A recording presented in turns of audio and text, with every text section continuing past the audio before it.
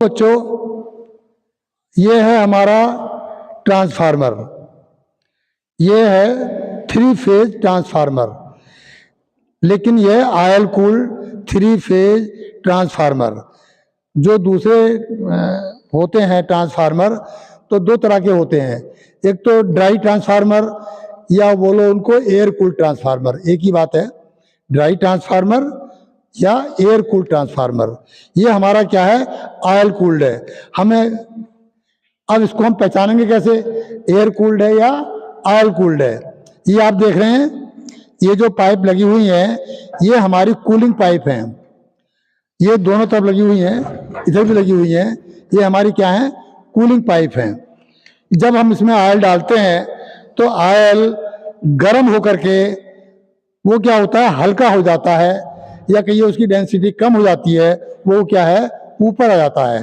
ऊपर आकर के इन पाइपों में घुस कर के, और ये एयर से ये ठंडी होती रहती हैं।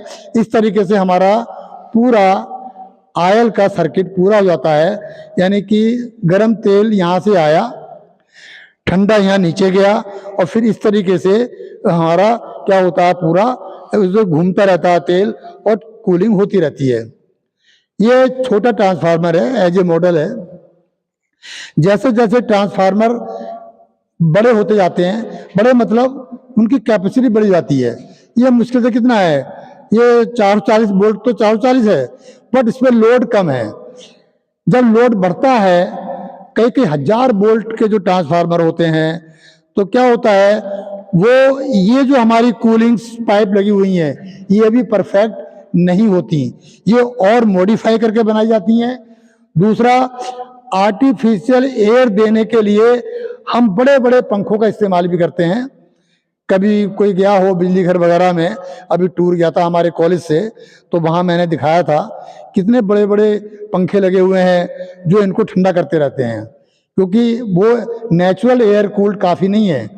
तो ऑयल कूल्ड, और फिर भी हमें इसको एयर की ज़रूरत पड़ती है। जो ऑयल इसके अंदर है वो ठंडा कैसे होगा, तो उसके लिए हम अलग से पंखों का इंतजाम करते हैं।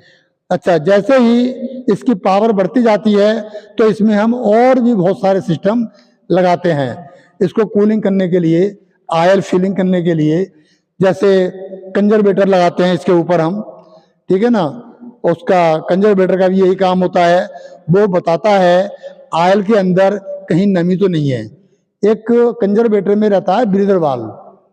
ब्रीदर वाल्व में एक सामने गिलास लगा रहता है जिसमें सिलिका जेल भरा रहता है, और वो सिलिका जेल क्या काम होता है, वो मॉइस्चर को सोख लेता है, एब्जॉर्ब कर लेता है।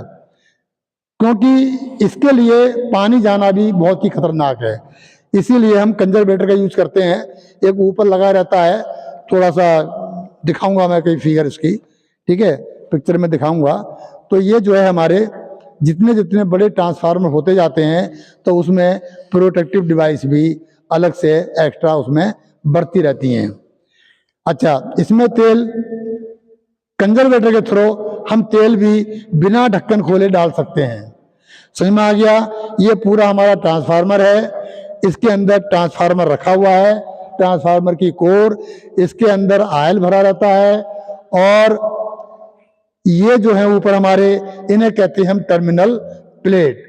एक तरफ से हम इन करते हैं सप्लाई, और दूसरी तरफ हम आउटपुट लेते हैं। ये ट्रांसफार्मर 2 तरह के हो सकते हैं, step up transformer, step down transformer, ठीक है। इसके कनेक्शन भी इंडक्शन मोटर की तरह 2 तरह के होते हैं, स्टार कनेक्शन और या डेल्टा में। स्टार स्टार, डेल्टा डेल्टा, इसमें इस तरह कनेक्शन होते हैं, या delta delta, star star. Star connection की जरूरत हमें कब पड़ती है, जब हमें न्यूट्रल की रिक्वायरमेंट होती है। तो हम क्या करते हैं, एक डेल्टा में इनपुट और आउटपुट हमें स्टार में लेना पड़ता है, नहीं तो हमें न्यूट्रल नहीं मिलेगा। ओके, मेरे ख्याल से इतनी जानकारी काफ़ी है। हम जानकारी कितनी भी दे दें, लेकिन मैं थोड़ा सा और बता दूं, इनका मेंटेनेंस बहुत कम होता है, ना के बराबर। ऑयल वालों का मेंटेनेंस ज़्यादा होता है, ठीक है। इसकी एफिशिएंसी ऑयल ट्रांसफार्मर के मुकाबले कम होती है, उसकी इफिशियंसी ज़्यादा होती है। ये जो ट्रांसफार्मर हैं, जो हमारे एयर कूल्ड ट्रांसफार्मर हैं, ये साउंड ज़्यादा करते हैं। ऑयल कूल्ड ट्रांसफार्मर में साउंड नहीं होती, मतलब नॉइज नहीं पैदा होती है। ठीक है, ये ऐसी कुछ खास बातें हैं। ओके, एयर कूल्ड इंस्टॉल करना आसान है, यूज करना आसान है, और उस पर खर्चा भी कम आता है। ओके, ठीक है बच्चों, अब नेक्स्ट बार मिलते हैं हम आपको नेक्स्ट वीडियो में और कोई एक अच्छा सा टॉपिक लेकर के। Okay, thank you, bye bye.